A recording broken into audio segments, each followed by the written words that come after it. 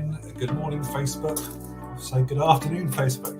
Good morning, YouTube. Good morning, the world. Coming up on today's Gritty Business Show, we have the incredible Mike Heiner from Strategic Asset Protection, and we also have Tracy Plant from SJP. Hello, Mr. Hatcher. How are you, sir? All right, it's got me mornings and afternoons. I guess because the show's changed, and now we're doing it at 2:30 p.m. in the afternoon for the new slot for the Gritty Business Show. So we're going to see how this one runs for a bit. Just getting my mornings and afternoons mixed up. It's not good, is it? Sun comes up in the morning, goes down in the afternoon. Right, I get you.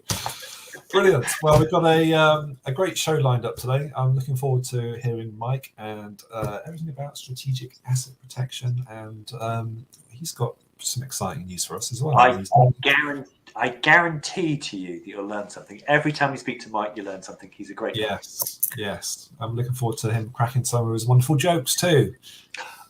Yes. No, jokes are good. So nothing like being put on the spot when you have to tell jokes. So yeah, Mike's really funny joke. And if it's not writing, Mike. Put your comments in the comments box. So yes, for anyone out there who's watching, if they've got any questions they would like to ask Mike, or if you want a shout out, pop your name in, any comment, say hi. We'll give you a shout out live on LinkedIn. So that's all good news. And coming up after that, we've got the lovely Tracy Plant coming in from SJP. We have that sort of financial day today, isn't it? Yeah. It's sort of really, really important, because without it, your life ain't so good. So these are really, really important things to sort of get right. People. It's always the stuff that, when I was young, I never wanted to listen to, and I wish I had, because there's really good advice. And I've been speaking to Mike more recently about sort of elderly parents and those sorts of things. And there are things that we're going to put in place this year so that the problems that we have had aren't going to happen in the future for my boys. And it's just things that actually take no time. They're really easy to do, don't cost very much, and actually change people's lives. It's amazing.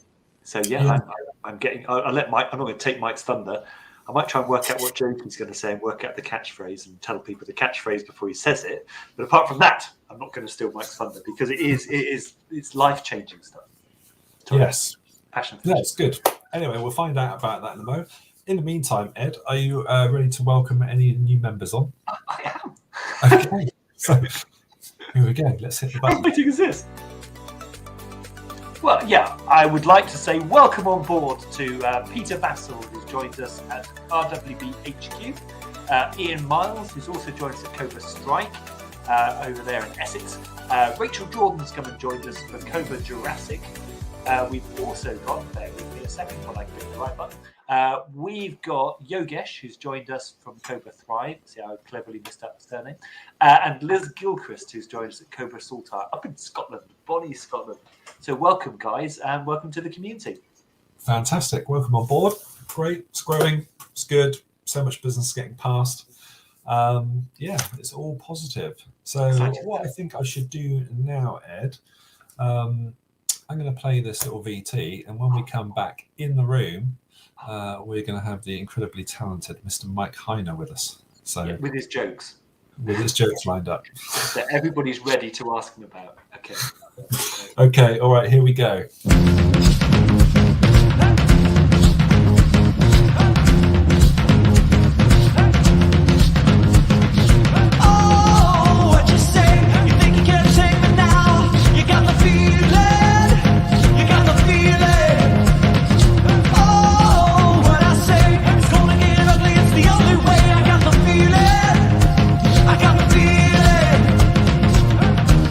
We're getting down to the wire.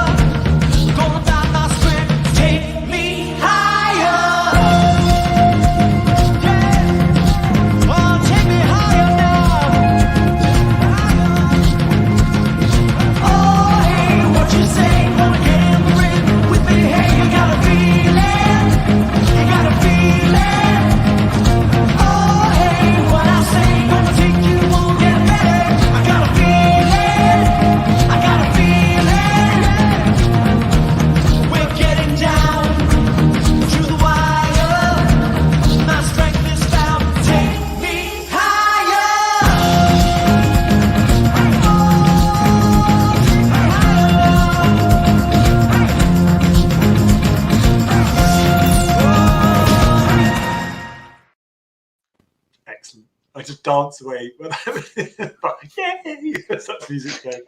How are you, Mike? Afternoon, Mike. Yeah, very good. And yourselves? Really good to see you. All Good, good, good. thank you. All good. All good in the hood. Yes. So, obviously, busy time at the moment, and Always busy. Always busy. The conversation, An obviously. uptake in people in January because they suddenly sat down and thought about themselves and decided they want to maybe look at their financial structures in the new year. There is a little bit of that, to be honest. There is a little bit of that, but it tends to kind of stay pretty steady throughout the year, really. You get your peaks, obviously, but yeah, it stays pretty steady. I mean, like I say, my business is just me anyway, isn't it? So it's, and the clients like that because it's me that sees and it's me that does the work. It's, so I don't need a massive amount of business, obviously, in order to continue to stay steady. So it's, it's ideal for me. So you may as well have the biggest office in the world. It's only a small office, really. It's just got a big sign, that's all. Yeah, and you can play tennis. So, mini tennis, maybe. For everyone out there, Mike, obviously strategic asset protection. What is strategic asset protection? How do you help people? And what's it all about? Well, strategic asset protection really is an estate planning practice, really. So I work with clients that want to more fully protect their assets and their wealth through wills, trusts, and power of attorney strategies, as it were, to ensure that all the assets they've created over their working life pass on in a way that's A, tax efficient, and B, not lost through, attackable events such as divorces and creditor claims and care fees and all those sort of things. Generational inheritance tax, which is a big one. It's really just about preserving the assets that you've ultimately created over your working life, so that they, like I say, they pass on, and they're then not attacked later on. Because the problem with assets is that when you inherit something normally through a basic will, mum and dad pass away or whatever, you inherit a large sum of cash into your estate. It comes into your estate. But because it then comes into your estate, it belongs to you. And because it belongs to you, if you then go through a divorce, well, then you're going to see 50% of that inheritance potentially drifting off down the road with that divorced person as well. So so what we try to do is obviously to ensure that doesn't actually happen, so that any wealth that you're creating and passing on passes on to your beneficiaries and your loved ones, but isn't then lost to those attackable events. Is that like the common sort of thing that you see, like the horror story? I mean, there must be some horrendous ones out there. Is that like the common sort of problem that you see? Yeah, I mean, with the wealth that people have in their properties these days and the divorce rates that are around these days, if you've just got a simple basic will, don't get me wrong, a simple basic will is better than not having anything at all.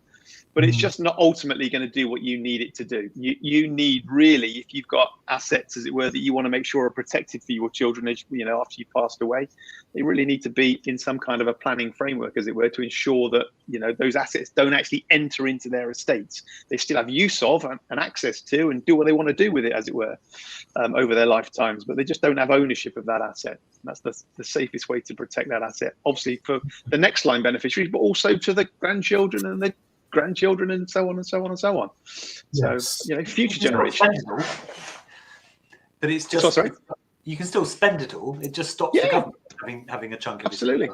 Yeah, absolutely. Yeah, indeed. Do what you like with it. There's nothing suspicious about it either. So it's interesting when you're a layman and you try and explain it to people, then they go, "Yeah, but that can't be right." It actually is right, and the government totally endorses the proper thing. Trusts have been around since the Crusades. It's just one of those things. It's just they become more prevalent these days, obviously, because of the fact people have wealth, in their properties and different things. So, people have now started to wake up to the fact that actually, because I've got all this now, I want to make sure that it is ultimately protected as well. I don't want to just give it away ultimately and hope that they make the right time decisions. Yeah, or not go to where I intended it to. So exactly. If the worst happens, then you would think that your estate will be managed in the way that you would have wanted it to be, and sometimes it's not the case, and that's exactly, and that's not quite right. So it's means that your wishes can be honoured. Exactly, and that's part of the reason why I do what I do, because my mum, bless her, she was disinherited, because my nana. So my nan and granddad, obviously, when my granddad passed away, my nana at that point, she remarried. And because they only had a basic will, obviously she inherited everything when my granddad passed away. But then when she went and married Bill, obviously she took the house, the money from the house that she had with my granddad, and some, jewelry and heirlooms and bits and pieces, which she put into Bill's estate. But unfortunately, my nana passed away first. But because, again, they only had a basic will, all of my nana's assets at that point passed to Bill. So, he'd always said to my mum, well, I know there's cash and bits and pieces that need to come back to you when I pass away. But when he passed away, everything went to his daughter. She had a house clearance, took the cash, and that was it, never to be seen again. So my mum was completely disinherited for all the jewelry and the heirlooms and such like that should have come on down to my children and my brother's children. Yeah. Just completely gone, lost it all, purely because they thought they were doing the right thing by setting up a will, which was great. You need to have a will, but they didn't realize actually that the assets were just passed, to the first line beneficiary, which was ultimately each other. And you can't expect people to do the right thing. If you've been left a lot of money by your dad when he's died, why should you give it to other people, etc.? So she's done nothing wrong. The daughter, I mean, obviously, from an emotional point of view, absolutely terrible. But it just means that everybody doesn't go making the mistakes that people make. That's right. That's right. It's so common. It's so common. If you speak to anybody, most of the people will know of some kind of disinheritance situation. 9 times out of 10. And if you haven't even got a will, well, then it's an even worse. It's even worse for you. You just need to sometimes before they're actually compass mentis enough to fight it, and it's gone. Yeah, absolutely. I have a question for you, Mike. In terms of inheritance tax, let's say you get left a building, a house, or a commercial building in your estate from your parents or whoever it is, and then let's say that's worth £500,000. And because of an inheritance tax, then I suppose you've got to find some money to pay the government. How does that all work? Well, this is the thing. So I mean, if you've got an estate, obviously that's worth, I don't know, let's say it's worth £2 million for argument's sake. Yes, you're going to have an inheritance tax liability when you both pass away, because obviously when you're married, there's no real inheritance tax to pay on first death. The inheritance tax is paid on second death. But when the second of you goes, whatever the size of the estate is at that point, if you're above your thresholds, then the estate is going to pay inheritance tax. Absolutely. And that's a tax, obviously, that needs to be paid before the beneficiaries receive any inheritance. So, if there isn't the cash around or isn't the physical cash to pay for things, then assets would need to be sold, obviously, or you're going to need to go to the bank and get a short-term loan or whatever you're going to need to do. But that bill is going to need to be paid. But once it's paid, then the assets can be released, as it were, and they're then yours to enjoy. If you're receiving them through a basic will, then they'll just come directly straight into your estate.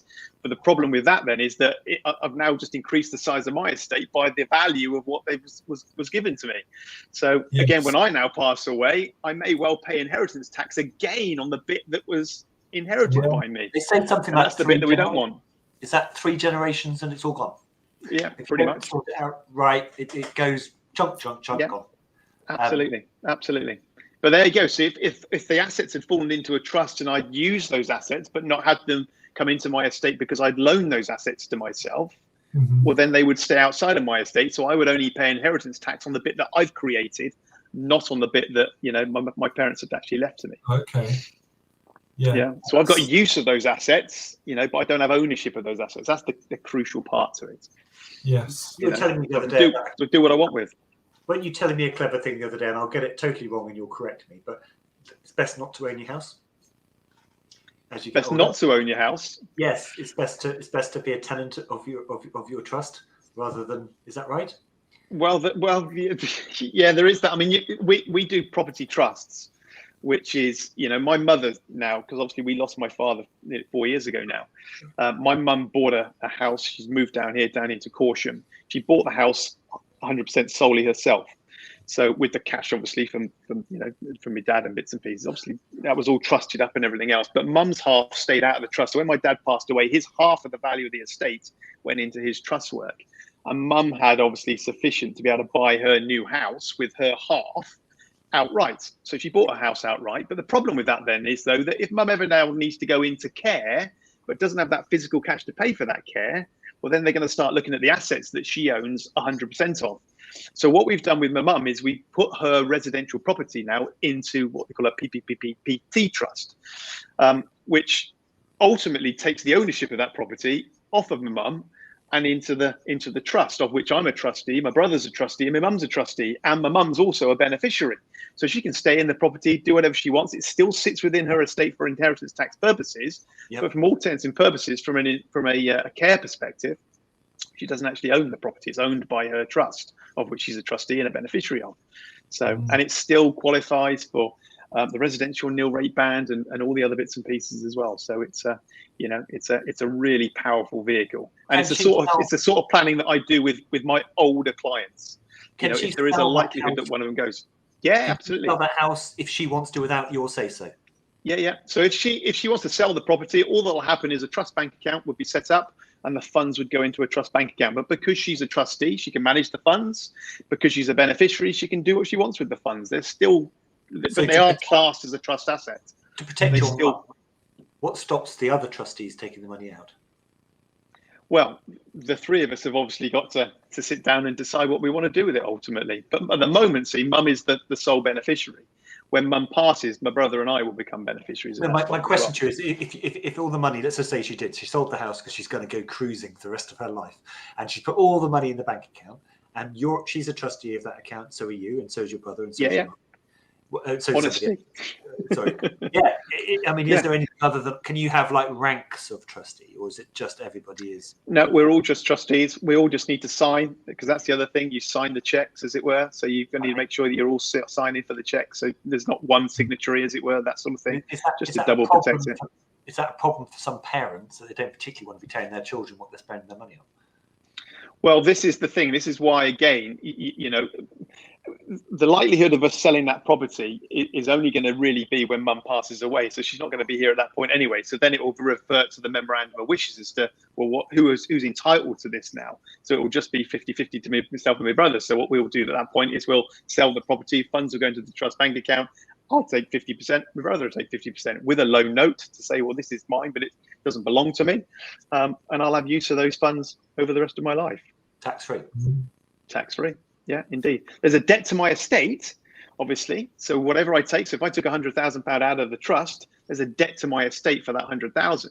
So when I ultimately pass away, that 100,000 will be paid back into the trust, so that my children can come to the trust as the new trustees and beneficiaries, come to the trust, take the money out, do what they want to do over their lifetime. Again, there's a debt to their estate, so it then goes back to the trust and their children, and so on. So we can preserve the wealth as opposed to ultimately just giving it away. No, I get that. But then you could have, if you had 2 children, your brother had 2 children, someone else had 2 children, you could have 30 or 40 trustees all fighting for the money. Well, that's where, again, 50% of it stays to me and 50% of it stays to my brother. But we can also put those into other.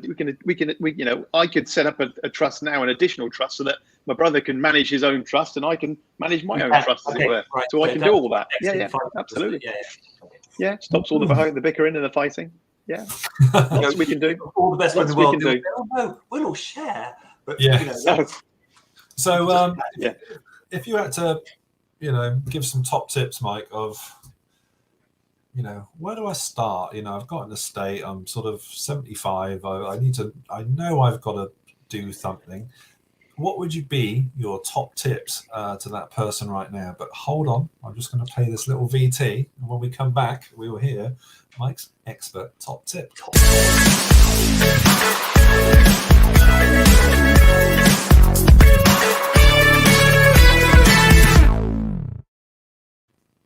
Top tips, Mike. Top tips.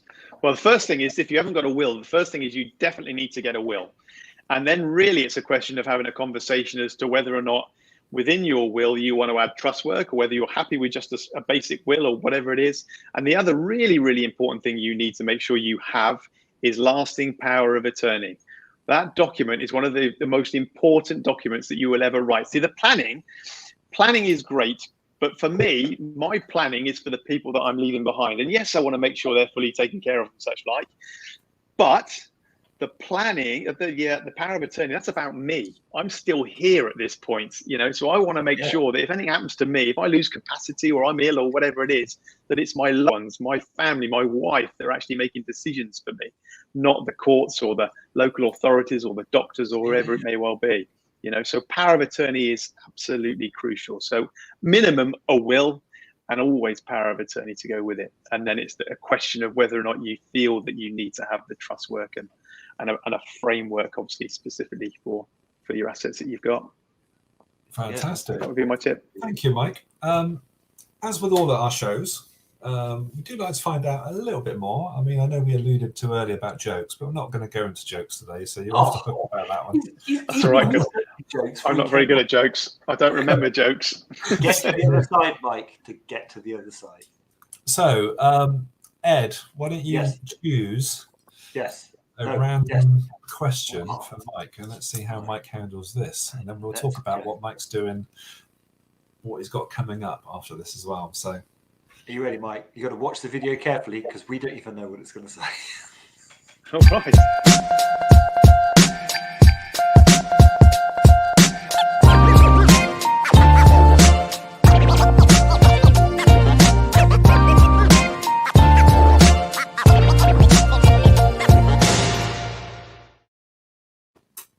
Do you have any pets, Mike? I do. Yes, we have. We're dog lovers in our house, so we've got 2 dogs. We've got I've got a cockapoo. Well, in fact, they're both cockapoos. One is a cockapoo that is kind of a fluffy cockapoo, white one. His name's Buddy. He's 7 now, and we in lockdown we got a new puppy to go in because we used to have a chocolate lab who passed away July 2 years ago. And poor old Buddy grew up with Wilson, our chocolate lab, and he was just beside himself. So, we couldn't look at his sad face any longer. So we decided to get a little puppy, another cockapoo puppy. But her name's Martha.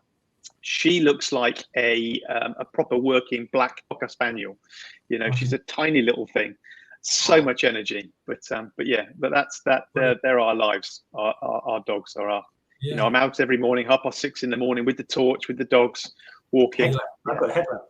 Yeah, that's it. Yeah, the old headlamp. Routine, don't they? I suppose. Pets. Absolutely. They're great, to be honest. I wouldn't be without dogs, to be honest. The house just isn't the same if you haven't got dogs in it. I'm a fan of. I've got a cocker cavalier and a working cocker. So. There is something about the nature of the breed that makes them very, very loving, loyal dogs. So they're just, and you've got cockapoo, haven't you, Andy? Cockapoo, cockapoo. Yes. Buddy. They're just beautiful dogs. I mean, we're very lucky too. Very gentle, brilliant house dog, great with the kids. Absolutely, couldn't fault them. Just happy the whole time, Yeah, and they're also the thing with Wilson. Wilson was a big, thick-set chocolate lab. I mean, he was massive, so you're struggling to get him in the car kind of thing. Whereas the little cockapoos are great. They just hop in and, dogs still fantastic. Want to sit in, still want to cuddle. But they also lie in. Wilson used to lie in the doors. So it was just like you had to step over him to get into the kitchen or whatever. It was just, crazy. Fantastic. Thanks for that, Do Mike. miss him. A couple more things quickly. So you're doing a series of roadshows and workshops. Yes.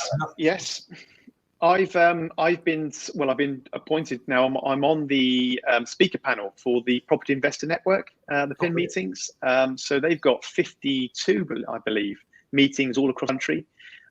So I'm this year obviously on their speaker panel. So I'm going to be looking at doing, almost like a tour really, going around talking about asset protection with a property bias, obviously, and what you can do with property in bits and pieces.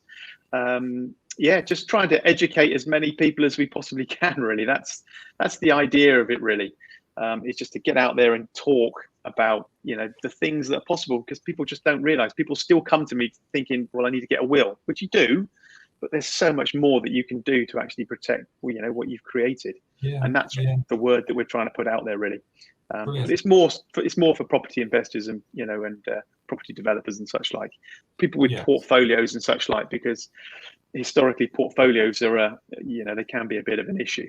when it comes to inheritance tax liabilities and capital gains and all this sort of stuff. So it's little strategies really that you can do, obviously, to start getting some of that stuff out of your estate if you don't need it, while retaining income and all that sort of stuff. So, and ultimately control, because you could still take it back out of the trust and put it back into your estate, I suppose. Could you not? Well, yeah, we wouldn't advise that. We wouldn't advise that. No, again, but most of the stuff that we do see is, is the death planning. It's about what happens to the asset when I'm died. When I die, the asset falls into the trusts. You can do lifetime planning, which is more gifting and that sort of thing, where, I've got £10,000 here. I don't really need it, so I'm going to gift it now to my children. By gifting it after the 7 years, obviously that's outside of my estate. But by gifting it and putting it into a gift trust, it also then protects the funds as well. So I haven't got although I've loaned them that kind of £10,000 out of my estate, it doesn't sit within their estate, obviously, because we ensure that that doesn't happen with the loan notes and everything else that go with it. So, yeah. Brilliant. Thanks, Mike. Advise anyone out there listening to get hold of Mike, and those details at the bottom are correct, Mike. Anyone can come along and have a sort of 15-minute, 20-minute, absolutely. consultation. Absolutely, yeah, free of charge, just to come and have a conversation, see what we can do for you. I then put together a bespoke recommendation report for all of my clients, which kind of outlines absolutely everything that you need to protect your individual estate, just so that you can then make an informed decision as to how you then want to proceed. Ultimately, really all the costings and everything else are in there. There's a lot about inheritance tax. There's a lot about the different planning and such like. But once you've got all the information, you can make a decision, can't you?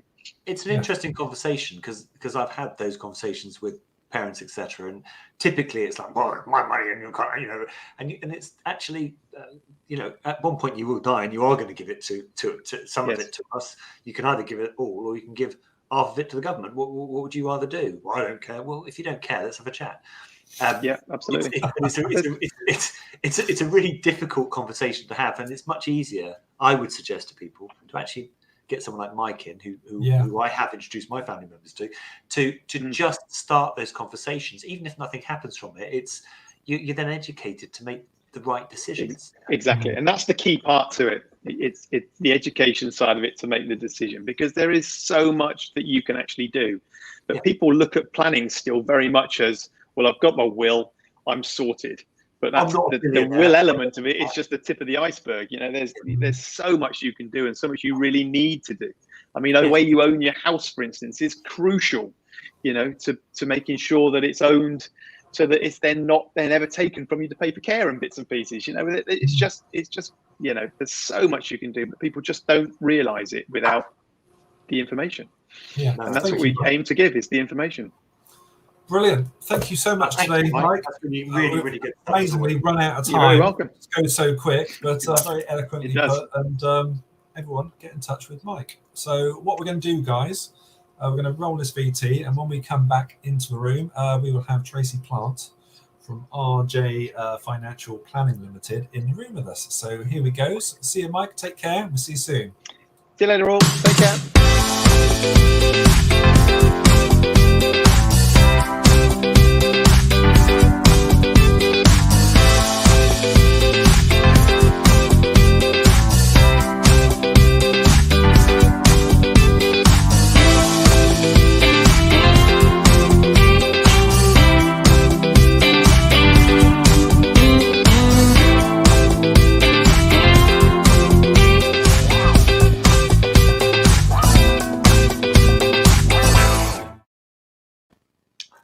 Hey, Tracy, how are you? You're muted, just so you know, Tracy. I don't know if I can unmute you. There you go. That's a schoolgirl error. Welcome to the Gritty Business Show, Tracy. First time on the show. Great to see you here. Yeah, thank you. Good to be here. Yes. So what we do with our new guests is we like to find out a little bit about you, and we're not going to play any videos just yet, but a little bit about Tracy. Obviously, you're with RJ Financial Planning now, but obviously at some point you weren't. Tell us a bit about your journey and a bit about your background leading up to RJ Financial Planning Limited. Okay, so it started quite a while ago. So going back 20 years, I wanted to buy my first house. It didn't go as smoothly as I was hoping. So on the third house purchase that I was trying to buy, it finally went through. And my mortgage broker said, at this rate, you may as well do my job. because you've been through the process so many times. So me being me, turned around and said, well, okay, what do I do to do that?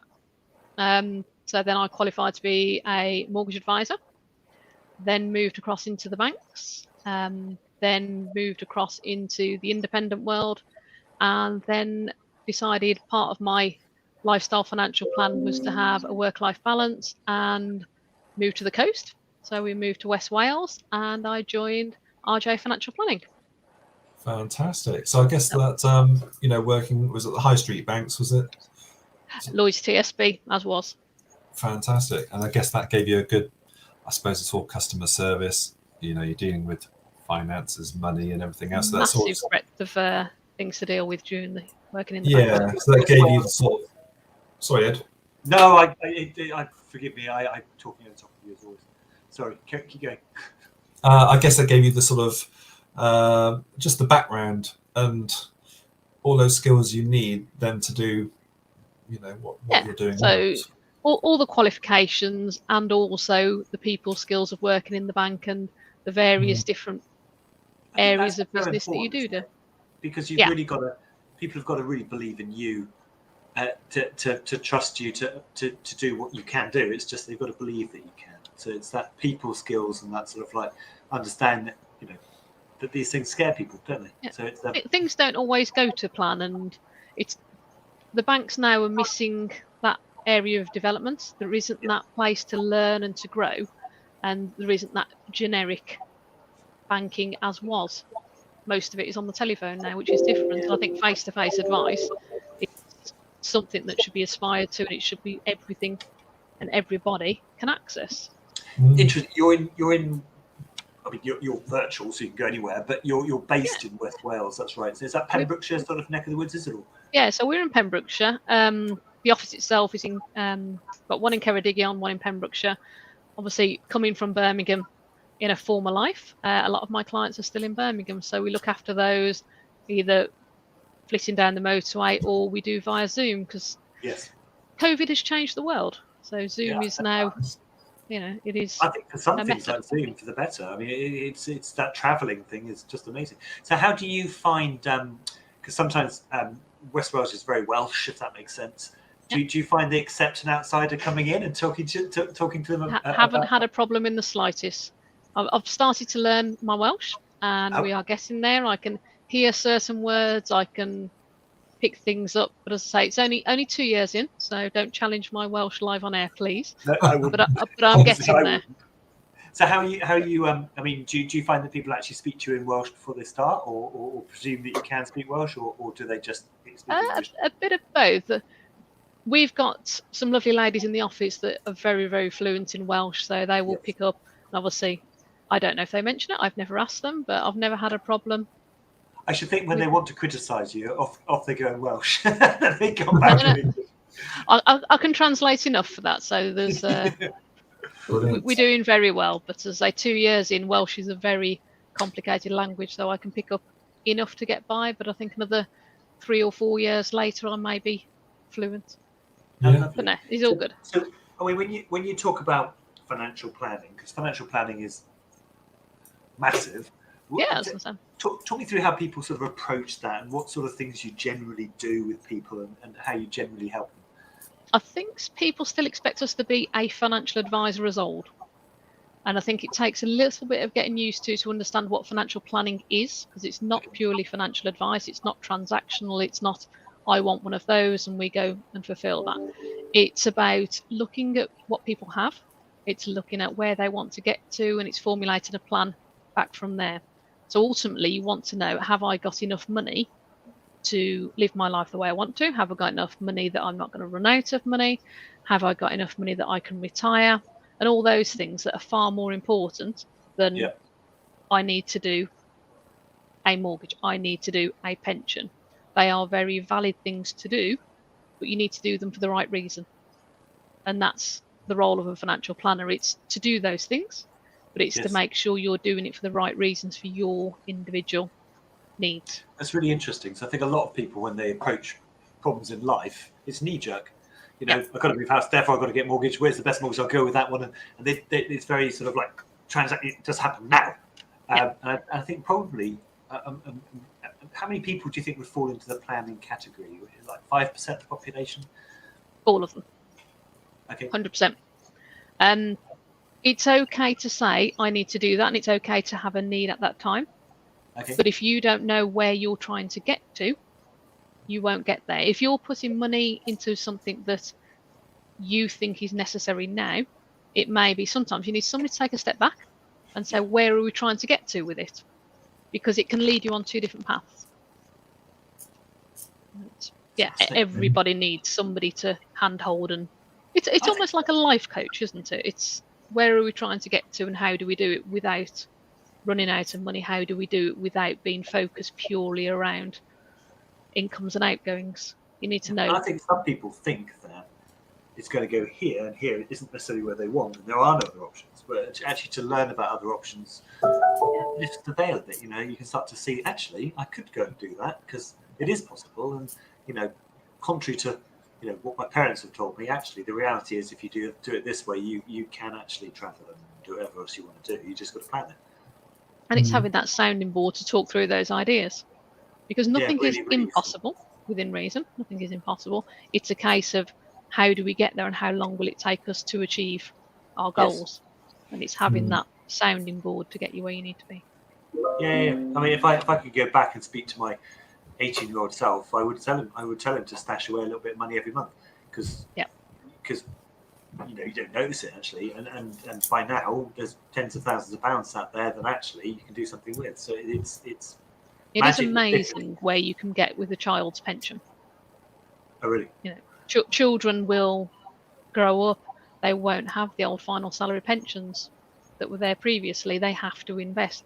If they start from the moment they're born, effectively they could have a fairly decent pot to retire on without having to do large lump sums as they go along. So it's about maximising your tax benefits. Yep. Yeah. I know lots of people who put the child allowance in to those sorts of things. Why wouldn't you? It's free. But you don't miss it then, do you? It's something that you get until you earn too much money, but it's something that you get as a given. Therefore, do the best that you can with it. Absolutely. No, it makes good sense. Brilliant. So, in terms of sort of clients that you work with, Tracy, is it sort of across the board? Is it are you dealing with? I mean, you can start obviously a pension at any time with any kind of any value. I can deal with, as you say, anybody. The people I like to deal with are the people that are running their own businesses that get very much focused on working in the business. They get their head down, they're trying to grow the business, and sometimes they need somebody to give them that step back, give them that overview, and have a look at where they're going. And that's probably my most interesting client, because you can see the growth, you can see the opportunity, and you can steer them along the way so they don't become a complete workaholic. They understand this is what I need to do, what I want to do. Anything else is a bonus, but I know that I've got enough to live the lifestyle I want. I've got enough to retire when I want, and I've got enough to know that I'm not going to run out of money if I do need care home fees. Yeah, I mean, I think for business owners, I suppose it's having that exit plan, isn't it? No matter how far down it is down the line, you have a plan in place. It's also knowing what the figure is for that exit to work. So if you know the business needs to be worth X to exit and exit comfortably, you know when you've got there, and therefore you know anything from here on out is for my family. Then we'll go into the realms of Mike and making sure that we're not paying inheritance tax on things that we don't need to pay inheritance tax on. Yeah. It's just a big world, this financial world, and planning, inheritance, and taxes, and none of it gets taught at school. Yeah. You can see that you've got a really good grounding in it, and that's why we rely on good people such like yourselves to give out sage advice, really, isn't it? So it's really important. Yeah, really important. So in terms of how RJ Financial Planning Limited works, I mean, if someone wants to meet you, is it how does that work? Is it like an initial 10-minute consultation? Do you go and see someone for an hour? Talk me through that sort of process. People can call anytime. We can have a chat over the phone. But ideally, what we'd like to do is have a meeting, probably 40 minutes to an hour and a half, depending on how in depth that you'd like to go, where we sit down, we establish what your goals are. We can send out some forms beforehand if you haven't got a huge amount, of time, that will give us the basic details. And then we'll formulate, right, these are the goals, this is what we've got at the moment, this is where we want to go. And we'll put together a plan and have another meeting at a later date to say, right, this is what we suggest. But yeah, sometimes we need the information and then we can formulate the next strategy. It's not a 5-minute thing. No, and there is no one size fits all, is there? So it's everybody is unique, and so every plan is bespoke to that. It'd be person. rather dull if everybody was the same, though. So everybody's got their own quirks. Everybody has. The thing that excites them. It's different for every person you speak to. Yeah, and it's making sure you're doing what excites you. And are there still good returns, in pension pots out there at the moment? What's the market looking like at the moment? Obviously, I understand you've got low, medium, and high risk. We've got a lot of different pots, but yes. Yeah. At the moment, they're doing okay. Your main value, though, of financial planning is taking the right actions and doing the right things and not paying more tax than you need to. So it's that planning element that brings the greatest value. But yeah, you can invest lower risk, you can invest higher risk, and depending where you are as a person will depend on what the return would be in there. But yeah, most people on the whole are quite happy. We like to find out a little bit more about the people who come on here. Just dig a little bit. This is the bit I'm not looking forward to. Yeah, it's never fun. You have to watch the video intently to understand it. Mr. Hatcher is going to click. Is going to make a choice. Yes, I know which button I don't want to click. Yes, thank you. The dog one, because none of the embarrassed ones, none of the scary ones, and none of the childhood photo ones, please. Okay, right. I don't know what this one is because we have some new buttons at the moment. But let's go with this one. I was quite happy with the dog one. I can answer the dog one. Can't have the dog one. We've had the dog one. The dog one now. Now we know you can answer on the show again and have the dog one next time. So here we go.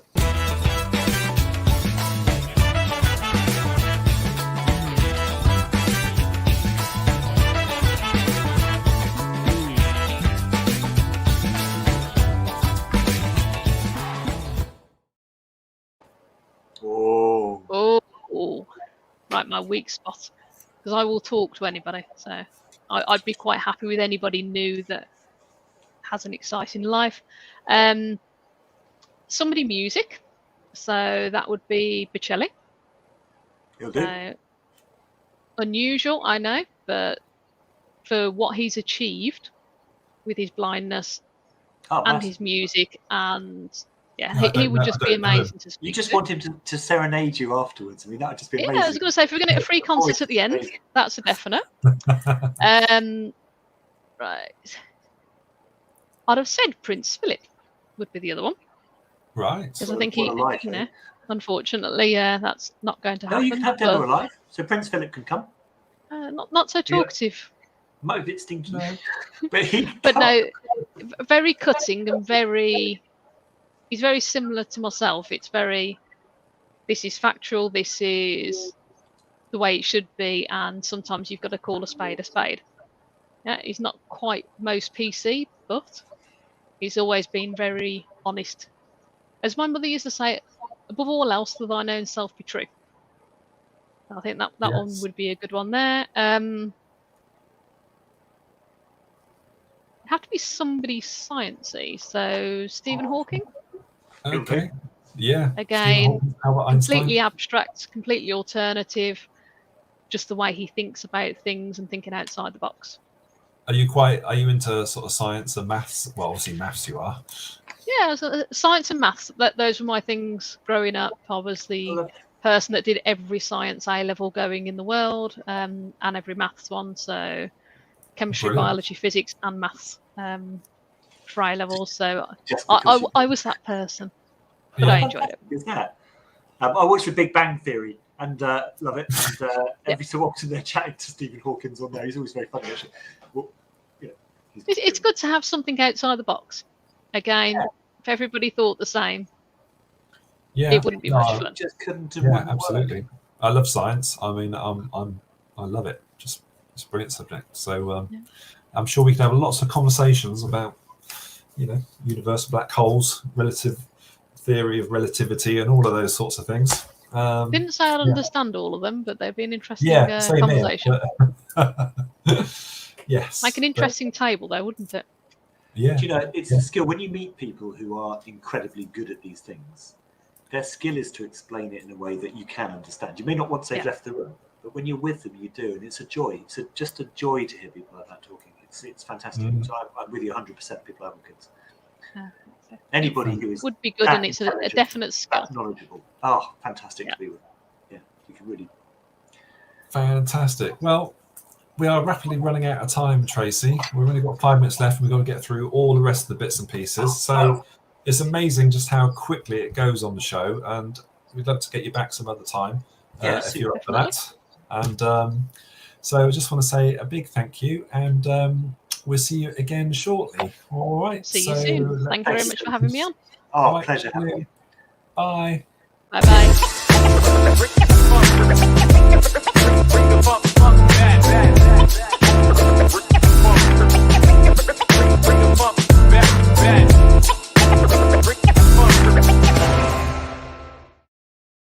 What great guests! Yeah. You can totally sort your life out with Mike, with Mike and Tracy. Just sort your life out. Totally. If I could go back and talk to my younger self, they're the people that I would have met with, because it just makes such a difference to now in your life. In fact, I think they're heroes, Andy. Which begs me a question: who's your hero of the week, mate?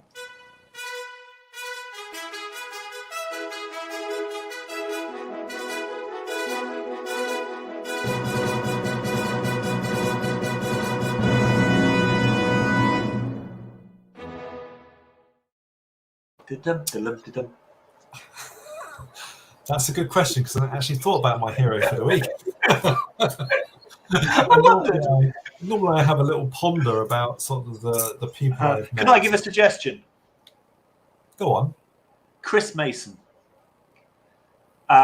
Total hero of the week. Do you know, someone who is just dependable, supporting, there. Just replied Laura Computer. It's stunning. He's done a really good job. He upgraded it. He follows up with it. Customer service right. Supportive. All-round good guy. Cobra Strike leader. Wow. Absolutely. He helped us. He actually did, and he will be the hero of the week, because he helped us out with a customer problem last week, and he was straight in, sorted it, and very efficient and oh so friendly. So thank you, Chris. Hero of the week. Hero of the week. Fantastic. All right, Ed. Well, we're rapidly running out of time. We've only got 3 minutes left. We need to get on with it. We need to tell people what's happening for the rest of the week. Okay, so let's go through this. We have a couple of ones that are changing, so we will tell you as it happens which ones and when they're going to be. The ones we don't want. So it's slightly about a little bit week out of date, but so much going on in the club at the moment. So anyway, here we go. Let's find the button. Where is the button, Ed? Here we go. Right, weekly events of the club this week. You should want to start the week off next week with Monday Motivation. Come and join me at the Cobra Club every Monday, 9 till 10 o'clock. Get your diary full of appointments for the upcoming week. Fantastic. Right, next up, Christie's Virtual Coffee Club. We had Christy on last week, Christy Norris from Cobra Thrive, every Monday, 3 p.m. to 4 p.m. And then you can join the lady who does all of our videos for us, Emotive Marketing Supremo, Hannah Matarazzo, with Cobra Creative every Monday, 4 till 5. Okay, join the Supremo, Mr. Zafran Khan from Birmingham Central, with Monday Mayhem every Monday, 7:30 p.m. to 8:30 p.m. Come and join Zaf. And then on Tuesday morning, Judith West, bright, buoyant, 10:30 to 11:30. Fill your diary for appointments with Judith, Quest West Business Networking. Brilliant. Then we have the Make It Happen Hub with Elaine Atherton every Wednesday from 9 a.m. Sales, accountability, mentoring, support. Come along. And then Speed Networking, 10 11 with Kat Kirkland, Cobra Turbo Club Leader. Now, come along to Speed Networking, great way to meet new people, 10 to 11. Brilliant. That's changing next weekend. That's going to be on Thursday, so a little update for that. But next up, Beverly, Hive Mastermind, Wednesdays from 2 p.m. to 3:30 p.m. Then pop along to the missing piece of your business life, to the Jigsaw Hour, the business networking event with Yvonne Taylor, hosting 9 till 10 every Thursday. Brilliant. Then we have the Titan Troubleshooters, which is now going to be moving to Friday. So it is actually going to be this Friday from 10 a.m. onwards, and that's with the wonderful Katrina Ellis. And then meet our hero, Chris Mason from Cobra Strike, every Thursday, 1 till 2 at the 300 Club. Wow. Brilliant. And then we saw her on the show a little bit earlier on one of the comments, Louise Montblat, Cobra Jurassic, first thing Friday, every Friday morning at 8 a.m. And then I'm going to bypass this one because we've just moved it, which is absolutely fine. We can still meet Shane at the club. He's just not running that event anymore. But then you can join the Cobra Express. This is networking event every Friday, 2 to 3:30 with Alan Cadden. Whoop, whoop. Come and get involved. Join on board. Come on board. Brilliant. And last but not least, Wind Down Friday with Sharon Ritchie. Every Friday, 4 p.m. to 5:30. Grab a glass of wine and wind down. We'll see you there, Ed, but where is there? www.thecobraclub.co.uk. Pop along, log on. You can have a free virtual tour. So if you fancy a virtual tour and having a look around the club and meeting all the people, we're open every day, 10 to 5. Every day. So pop in, come and say hello. We'll give you a virtual tour. It's free. If you want to come to a meeting, you're more than welcome to. It's free. All of our members get complete access to all of our meetings. It is the best value networking club in the UK. Come and get involved. In the whole wide world. Come and get involved. Give Andy an email. Andrew@thecobraclub.co.uk. Or Ed, if you can't spell Andrew. Ed's a lot easier. It's a lot shorter. That's for sure. Just quickly, I want to run through just 2 more things very quickly, Ed. Investment Lounge, Wednesday is 10 a.m. to 11 a.m. With Mr. David Lockett. You can put some money in your pocket. So come along to the Investment Lounge. That's good fun and really insightful. And also, the other one I want to show you is a bit of fun on the Tuesdays. Cobra Business Quiz, 3 to 4 p.m. With Mr. David McKenna. So come along to that too. So plenty of stuff going on. Anyhow, it's been a great show, Ed. Thank you so much. Yeah, we'll see you again next week. Like I say, we're going to do it 2:30 p.m. onwards. And yeah, onwards. Great time of day. And thank you to Hannah for doing all the video content for us this week. It's been brilliant. Yeah, thank you. I'm going to drop off, Andrew, just so you know. Are you okay to roll the end credits? I can roll the credits, Ed. All right, see you later, guys. Over and out. Cheers, guys. Now you're watching me, yeah, all eyes on me, 'cause I've been living the good life. So come fly with me into my fantasy, and we be loving the good life, good life. I think this dream now just hit me. Why don't you just go there with me? Surf in the skies and splash in the clouds, dance in the crowds and laugh out loud. Holding your hand, unfolding a plan. 2 souls in a land like gold in a pan. Float in the breeze or soak in the sea. Come go there with me where we both wanna be. Lie on the beach or fly in the streets. I'm trying to keep this vine in the reach. Putting everything I do aside, me and you are first. We can travel to the very end of the universe. You and me are meant to be divine energy. Living with no rules in a pool of serenity. Come be my fantasy, go away with me. Lock us up in a dream and throw away the key. Come on, live this up now. Good life, good laugh, good love now. Come on, live this with me. Good laugh, good love, we live free. Come on, live this up now. Good life, good laugh, good love now. Come on, live this with me. Good laugh, good love, we live free. We need to rise with these new eyes. Pull the disguise off of these blue skies. Lights in the city reflect off the shoreline. When you're living this life, you want more time. Rewind the time, align planets. Ride this comet to a new dynamic. Your eyes on me, mine on you. Living the good life, we do what Now we you're want to. watching me, yeah, all